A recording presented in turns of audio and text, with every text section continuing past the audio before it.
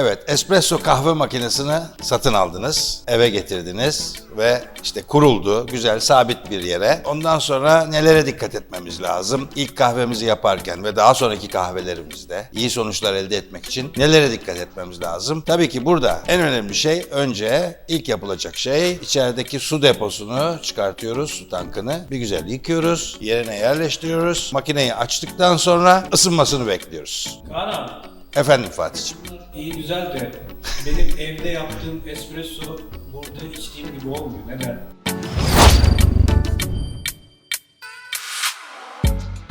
Sen şimdi direkt konuya girmek istiyorsun. Peki, diğer anlatacaklarımızı hızlıca ve es geçiyoruz. Fatih'in bu sorusuyla. Bu video galiba bundan oluşacak Fatih. Olur abi. Peki, o zaman şöyle, aslında bu çok soruluyor. Şimdi iyi espresso yapmak nasıl oluyor? Ben işte içiyorum kafede, sizde çok güzel ama eve gidiyorum, yapıyorum, istediğim gibi olmuyor. Çok sık duyuyoruz. Tabii bunun çok farklı sebepleri var. Bir tane sebebi yok, çok farklı şeyler anlatmam gerekiyor. Özetleyebiliriz, belli başlıklar altında toparlayabiliriz. Şimdi iyi espresso dediğimiz zaman bize ne lazım? Bir, kahvemiz iyi olacak. İyi kahve ne demek? Taze bir kahve olacak. Taze kavrulmuş. Tabii ki size lezzet veren, beğendiğiniz, seçtiğiniz kahvelerden birisi. İkincisi, suyunuz iyi olacak. Şimdi biz kafede arıtılmış su kullanıyoruz. Evde kullandığın su, tabii ki bir şişe suyu kullanacaksın. Yani makineye zaten direkt çeşmeden su doldurup koymak doğru bir şey değil. pH dereceleri olması gereken bu SCA'nın sayfasında da anlatılıyor. Doğru su değerleri üzerine biraz kafa yormak gerekiyor. Suyumuz da iyi diyelim. Kahvemiz de iyi, suyumuz da iyi. Üçüncüsü, makinenin doğru ısıya ulaşmış olması lazım. Bu tabii ki ilk açtığın zaman, ilk yaptığın kahve genelde en ideal olmayabilir. Böyle bir iki su geçirmek lazım. Bu gruptan, işte buhar çubuklarından vesaire, yani her yere o sıcak suyun ulaşması, ısının eşit olarak dağılmış olması lazım. Hemen onun yanında en önemlisi, unutmayalım, öğütücün. Kahve öğütücüsü bazen ihmal ediliyor. Makineye özen gösteriliyor. Öğütücü arka plana atılabiliyor. Bu doğru bir şey değil. Çünkü bizim buradaki girdimiz su gibi, aynı zamanda da kahve. Kahveyi de doğru seçtik, tamam, ama öğütücü ayarları ve miktarı çok çok önemli. Ben aslında biraz sonra gösterebilirim de. Doğru akış nasıl oluyor? Onu göstereyim. Arkasından öğütücü ayarlarını biraz ileriye, biraz geriye, yani biraz kalına, biraz inceye doğru değiştirelim. Ondan sonra kahve yapalım. Onu görelim, sonuçlarını. Ya burada saniyeler, gramlar, hatta gram hanesine virgülden sonraki hanelerde bile değişiklikler çok şeyi değiştirebiliyor. Biz kaliteli bir tartı kullanıyoruz. Akaya tartı. Aynı zamanda Akaya'nın Lunar serisi var. Bunu özellikle küçük boyutu nedeniyle direkt buraya koyup demleme oranı da alabilirsiniz. Yani genelde 1'e 2 diyorlar ama kahvesine göre küçük değişiklikler oluyor. Onu da, yani kullanmış olduğumuz kahve miktarı, diyelim 18 gram kahve kullanıyoruz. Çıkan içecek, fincanların darasını aldıktan sonra ne çıkıyor? Bunlara bakılabilir. Doğru temp yapmak. Mesela ben burada bir barista düzleyici kullanıyorum. Düzleyici çok önemli. Eskiden pek önem vermiyorduk. Normalde öğütücüye portafiltrenin içinden kahveyi dolduruyorduk ve sadece direkt temp ediyorduk. Ama işte o kahvenin eşit dağılması çok önemli.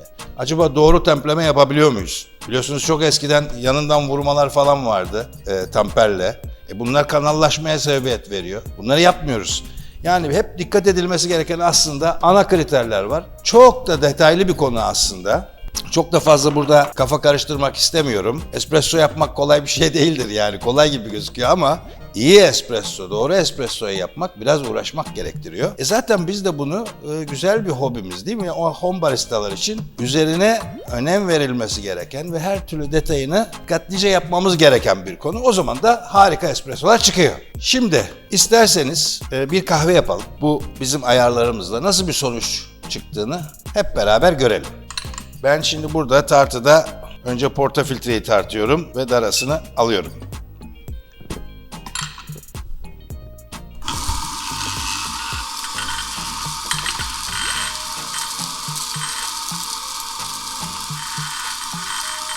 Biz 18 gram kahve kullanıyoruz. Eğer biraz fazla ise biraz azaltıp ayarlamanızı ideal hale getirebilirsiniz. Ben burada tam 18 gramı hedefleyeceğim. Şu anda 18 gram. Biraz önce bahsettim. Portafiltreye çok sarsmadan kahvenin eşit dağılmasını sağlayabiliriz düzleştiriciden önce. Sonra düzleştiriciyi kullanıyorum. Eğer bunu kullanmazsam direkt tampere bastığım zaman o zaman farklı yönlere gidebilir kahvenin yoğunluğu. Bu düzleştiricinin bu yapısı sayesinde eşit bir dağılım sağlanmış oluyor portafiltre içerisinde. Sonra tamperle düzlemem gerekiyor. Bu yine aynı tamper olabilir. Şimdi bunun avantajı yüksekliğini ayarlayabiliyorum tamperin ön tarafındaki çıkıntının. Böylelikle oturduğu zaman direkt bütün kenarlara değiyor ve yamuk yumuk basma riskini ortadan kaldırıyor. Şöyle gösterebilirim.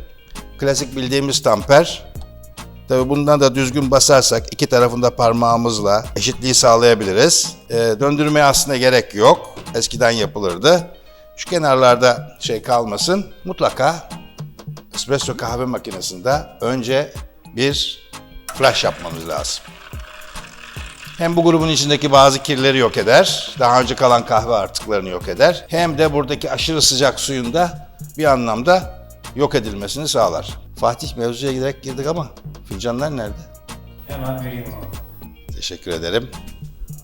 Sana zahmet oldu.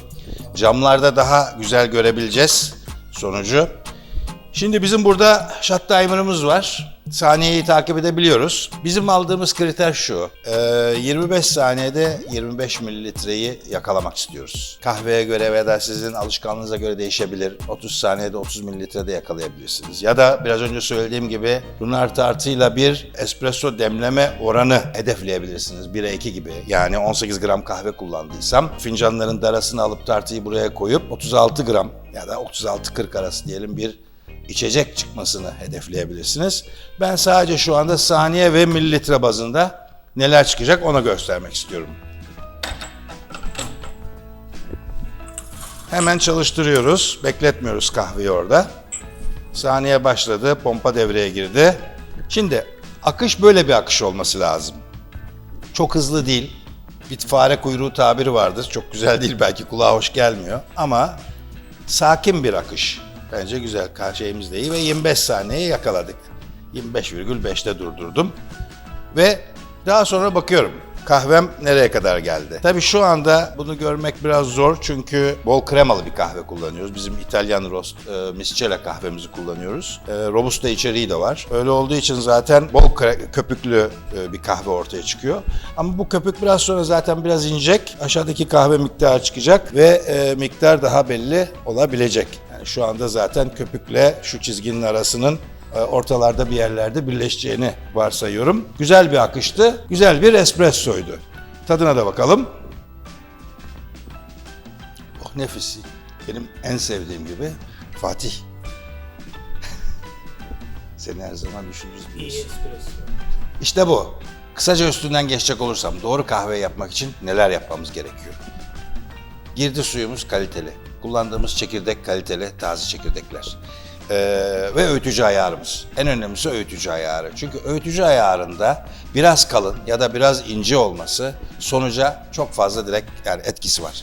O yüzden öğütücü ayarlarımıza dikkat etmemiz gerekiyor. Bunu nasıl yapabilirsiniz? Deneme yanılma yöntemiyle yapabilirsiniz. Belli bir miktarı öğütüp parmaklarınızın arasında hissederseniz ne kadar kalın, ne kadar ince. Ondan sonra bunu sepetin içerisine hep ama aynı miktarları esas alarak, yani iyi bir tartıyla, kaliteli bir tartıyla mesela 18 gram hedefleyebilirsiniz. 18 gramı aldınız, güzel bir düzleyici kullandınız, tamp ettiniz, flash'ı alıp makinede portafiltreyi taktınız ve kahvenizi yaptınız. Saniye tutabilirsiniz. Shot timer yoksa makinede cep telefonunuzdan faydalanabilirsiniz. 25 saniyede bakalım ne kadar doluyor. Shot glass çok önemli. Yani bir shot glass olmasında fayda var. Çünkü onun üstünde çizgiler var. O çizgiler sayesinde 25 mililitreyi mi yakalıyorum yoksa 30, 35, 40 mililitreye mi çıkıyorum? Bunu fincanda göz kararı bulmanız oldukça zor. O yüzden en azından bir tane shot glass olması lazım. İyi bir tartı olması lazım. Baktınız çok hızlı akıyor. Kahve çok hızlı akıyor. Demek ki bir yerde bir sorun var. Öğütücü ayarında sorun var. Gramajın aynı olduğunu varsayıyoruz çünkü. O zaman ne yapacağız? Çok hızlı akıyorsa öğütücü biraz daha ince ayara doğru döndüreceğiz. Tekrar deneyeceğiz. Tekrar denediniz, gene hızlı akıyor. Biraz daha incelteceksiniz.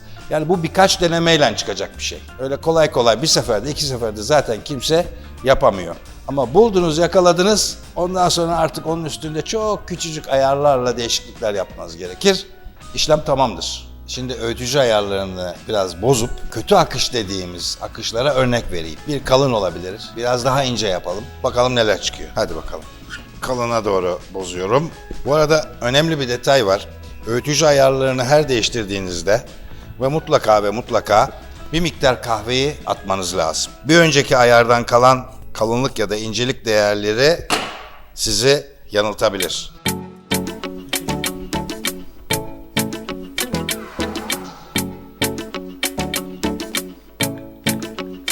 Görüyor musun akışı? 11-12 saniye oldu. Fincanın yarısı doldu. 16-17 saniye, 18 saniyedeyiz daha.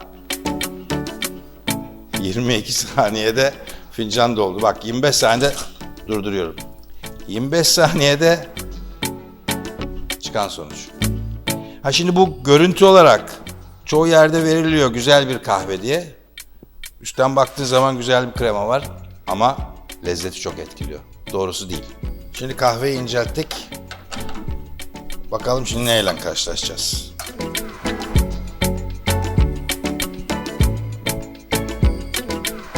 Akış yok hala.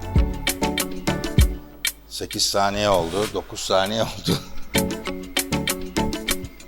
Damlamaya görüyorsun.